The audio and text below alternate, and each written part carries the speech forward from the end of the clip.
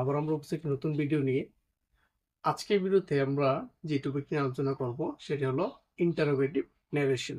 এবার interrogative narration সম্পর্কে আলোচনা করার আগে আমাদের জানতে হবে যে ইন্টারোগেটিভ সেন্টেন্স কি। তাহলে যখন একটা কোশ্চেন করা হয় তখন সেই সেন্টেন্সটা হলো তোমার ইন্টারোগেটিভ সেন্টেন্স।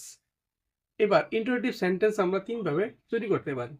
একটা হলো সেন্টেন্সের মধ্যে যে অক্সিলিয়ারি ভার্ব আছে সেটিকে সাবজেক্টের আগে বসিয়ে আর ডব্লিউএইচ কোশ্চেনের ব্যবহার করে এবং আমাদের একটা সিম্পল লাইনে শেষে কোশ্চেন ট্যাগের ব্যবহার করে আমরা কিন্তু ইন্টারোগেটিভ সেন্টেন্স তৈরি করে থাকি।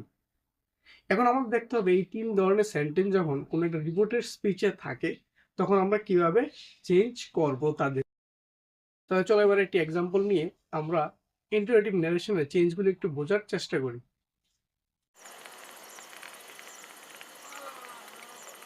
এবারে বোর্ড লেখা এক্সাম্পলটার দিকে যদি আমরা একটু লক্ষ্য করি, এখানে আছে হি সেড টু মি। তো আমরা আগেই জানি যে এটা হলো আমাদের রিপোর্টিং ভার্ব।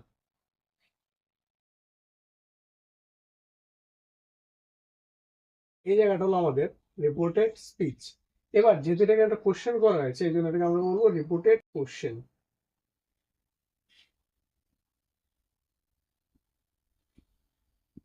ওকে, এবার এই রিপোর্টেড কোশ্চেনটি যদি আমরা লক্ষ্য করি দেখা যাচ্ছে কি যে এটা হলো একটা অক্সিলারি ভার্ব। অক্সিলারি ভার্বটাকে তারা সাবজেক্টের আগে বসে একটা আমাদের ইন্টারোগেটিভ সেন্টেন্স করা হয়েছে।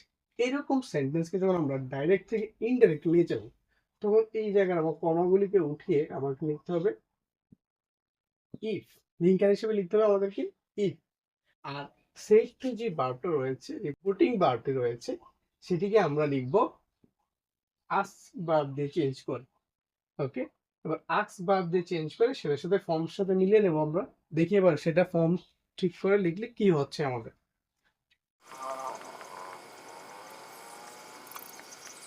আচ্ছা, এবার আমরা চেঞ্জ করে যখন ইনডাইরেক্টলি নিয়ে গেলাম তখন কি হচ্ছে যে হি আস্কড মি। রিপোর্টিং ভার্বটা যেটা ছিল সেটা ভার্বের সেকেন্ড ফর্ম হয়েছে, এর সাথে মিলিয়ে আস্কড মি। লিঙ্কের হিসেবে লিখলাম আমরা ইফ। এবার সেন্টেন্সের একদম তার নর্মাল স্ট্রাকচার চলে আসবে। সাবজেক্ট ইউ, ইউটাকে আমরা রিপ্লেস করতে হবে মি এর সাথে আই দিয়ে। আই। এবার এটা যেহেতু পাস্ট ফর্ম তাহলে এটাও আমরা পাস্ট ফর্ম লিখেছি ওয়াজ ড্রাফটিং এ লেটার। তো এটা ছিল আমাদের নর্মালি কোনো সেন্টেন্সের সাবজেক্টের সামনে যখন ভার্বটাকে এনে কোশ্চেন করা হয়। এবার আমরা দেখবো যে ডব্লিউএইচ কোশ্চেন যেগুলো আছে আমাদের what, which, whom, how, when, where, এগুলি দিয়ে যখন কোশ্চেন হয় তখন তাদের ডাইরেক্ট থেকে ইনডাইরেক্ট নিতে গেলে কি ধরনের চেঞ্জ হয়। চলো আমরা একটা এক্সাম্পল নিই, সেটাও বোঝার চেষ্টা করি। এখন বোর্ডে লেখা এক্সাম্পলটা যদি আমরা একটু তাকাই, she said to me which book you want. এখানে এটা তো আমাদের রিপোর্টিং ভার্ব। দেখেন এখানে কোশ্চেন করা আছে ডব্লিউএইচ ওয়ার্ড দিয়ে। এবার এরকম ডব্লিউএইচ ওয়ার্ড যখন আমাদের থাকবে তখন এই স্পিচটাকে যখন আমরা ইনডাইরেক্টলি নিয়ে যাব তখন আমাদের এই যে এই জায়গাটাকে চেঞ্জ করে লিঙ্কের হিসেবে আমরা ব্যবহার করতে হবে যে এই কোশ্চেনটাই। তাহলে যখন আমাদের ডব্লিউএইচ ওয়ার্ড দিয়ে কোনো একটা সেন্টেন্স কোশ্চেন করা হবে সেটাকে ডাইরেক্ট থেকে ইনডাইরেক্ট নিতে গেলে আমাদের এই ডব্লিউএইচ কোশ্চেনটাই লিঙ্কের হিসেবে ইউজ হয়ে যাবে।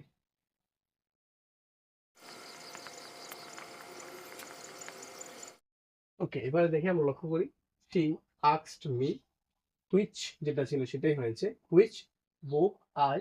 এবার এটা সাবজেক্টের সাথে ভার্বটা এটা অনুযায়ী চেঞ্জ হয়েছে আই ওয়ান্টেড। এখানে আস্ক যে কথাটা আছে এটা কিন্তু আমরা অন্যান্য ভার্ব দিয়ে লিখতে পারি, ইনকোয়ার, ওয়ান্টেড টু নো, এগুলি দিয়ে কিন্তু বলা যায় কারণ এখানে আমাদের কোশ্চেন করা হয়েছে। নিশ্চয়ই সে আমাদের কিছু জানতে চাইছে বা আমার কাছে সে ইনকোয়ারি করছে। এবারে আমরা থার্ড টাইপ যে কোশ্চেন করা যায় সেটা হলো কোশ্চেন টেক। চলো সেই কোশ্চেন টেকে নারেশন করলে সেটা কিরকম হয় ওইগুলিও আমরা একটা এক্সাম্পল নিয়ে একটু বোঝার চেষ্টা করি।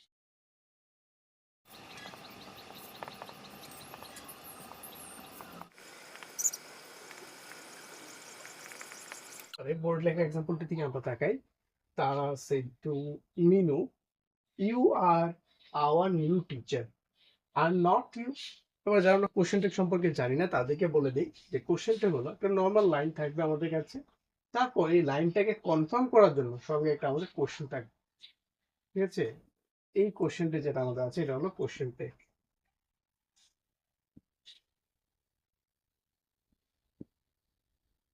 নর্মাল কথা একটা লাইনের সাথে একটা লাইন আছে আমাদের, এর সাথে আমি ট্যাগ করলাম কিছু একটা কোশ্চেন ট্যাগ করে দিলাম, তাহলে এটা আমাদের হচ্ছে কোশ্চেন ট্যাগ। এবার এরকম কোশ্চেন ট্যাগ যখন আমাদের থাকবে, তখন আমরা সেটাকে ইনডাইরেক্ট নেরেশনে কিভাবে করব, চলো সেটা আমরা এবার করে দেখি।